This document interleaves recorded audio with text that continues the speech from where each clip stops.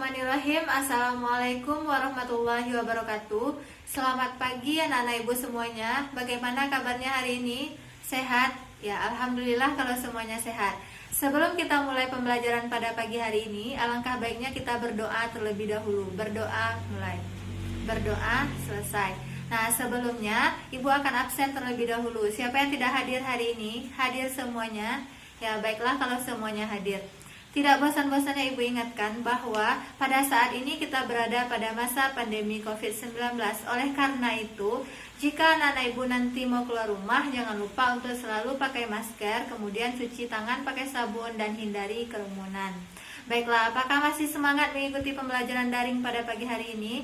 Ya, harus tetap semangat. Baiklah, siapa yang masih ingat pembelajaran kita minggu yang lalu? Ya, minggu yang lalu kita telah mempelajari tentang perkembangbiakan pada tumbuhan. Nah, sekarang kita akan mempelajari tema 1, subtema 2, PB1 tentang hewan sahabatku. Adapun tujuan kita mempelajari materi ini, yang pertama, nanti anak-anak ibu mampu memahami tentang ide pokok, kemudian mampu menjelaskan tentang kegiatan ekonomi masyarakat ASEAN, dan nanti juga mampu menjelaskan tentang macam-macam perkembangbiakan pada hewan. Hari ini kita akan belajar tentang tema 1, subtema 2, PB1, yaitu hewan sahabatku. Nah, sekarang coba perhatikan gambar ini. Ini adalah gambar seekor ayam. Nah, ayam dimanfaatkan oleh manusia, daging dan telurnya sebagai sumber protein bagi tubuh. Kemudian, hewan-hewan ini juga ada di berbagai negara di Asia Tenggara. Yang pertama, ada gajah putih. Nah, hewan ini dianggap suci oleh negara Kamboja, Thailand. Kemudian ada elang dada putih dari daerah Brunei Darussalam. Kemudian ada gambar komodo dan ikan tuna dari Indonesia. Kemudian ada gambar burung takur dan harimau Malaya dari Malaysia. Kemudian ada kerbau air dari Vietnam dan juga ada lumba-lumba dari daerah Laos. Nah, hewan ini memiliki cara perkembangbiakan yang berbeda-beda, di mana perkembangbiakan hewan ada dua. Yang pertama ada secara vegetatif, ada secara generatif. Nah, yang akan kita pelajari sekarang secara generatif. Nah, secara generatif ini ada tiga. Yang pertama ada secara ovipar, yang kedua ada secara vivipar, yang ketiga ada secara ovovivipar. Yang pertama, coba lihat. Secara ovipar. Ovipar merupakan perkembangbiakan hewan dengan cara bertelur. Ciri-cirinya dapat anak-anak ibu amati pada PPT yang ibu tampilkan. Contohnya ada itik, ada kata, ada ayam, dan lain sebagainya. Kemudian ada perkembangbiakan secara vivipar. Nah, perkembangbiakan vivipar ini perkembangbiakan hewan dengan cara melahirkan. Ciri-cirinya dapat anak-anak ibu amati, kemudian contohnya ada sapi, ada kelinci, ada kambing. Kemudian ada perkembangbiakan hewan secara ovovivipar, yaitu perkembangbiakan hewan dengan cara bertelur dan melahirkan. Kemudian contohnya ada ikan hiu, ada kuda laut, kemudian ada bunglon. Nah, itulah beberapa perkembangbiakan pada hewan secara generatif. Nah, ini ada 10 jenis hewan yang ibu tampilkan. Nanti silahkan anak-anak ibu kelompokkan 10 jenis hewan tersebut berdasarkan cara perkembangbiakannya. Hewan tersebut memiliki banyak manfaat bagi kegiatan ekonomi masyarakat ASEAN. Nah, ada yang digunakan sebagai bahan makanan dan kemudian ada juga yang diekspor ke daerah luar. Nah, kegiatan ekonomi masyarakat ASEAN ini juga dipengaruhi oleh letak geografisnya. Adapun kegiatan ekonomi masyarakat ASEAN dapat kita lihat pada PPT yang akan ibu tampilkan. Yang pertama, ada negara Brunei Darussalam. Nah, Brunei Darussalam ini terkenal dengan kekuatan sumber daya alamnya berupa minyak bumi dan gas alam. Yang kedua, ada daerah Filipina. Filipina ini dia terkenal di sektor pertanian berupa padi, kelapa, gula, dan lain sebagainya.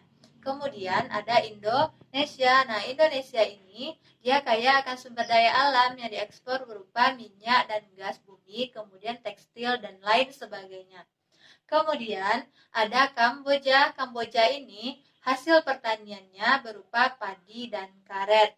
Kemudian ada Laos. Laos ini juga hasil pertaniannya berupa padi padi, jagung, tembakau, kapas, dan lain sebagainya. Kemudian ada daerah Malaysia. Nah, Malaysia ini dia lebih kepada ekspor di bidang elektronik berupa minyak dan gas bumi juga, kemudian ada produk dan kayu dan lain sebagainya. Kemudian ada daerah Myanmar. Nah, Myanmar ini dia terkenal sebagai daerah penghasil padi terbesar di Asia Tenggara. Kemudian selain itu ada Singapura. Nah, Singapura ini dia merupakan daerah transit teramai di Asia Tenggara. Kemudian ada daerah Thailand. Thailand ini juga penghasil padi terbesar di Asia Tenggara sehingga dia dikatakan sebagai lumbung padi Asia Tenggara. Nah, itulah beberapa kegiatan ekonomi dari masyarakat ASEAN.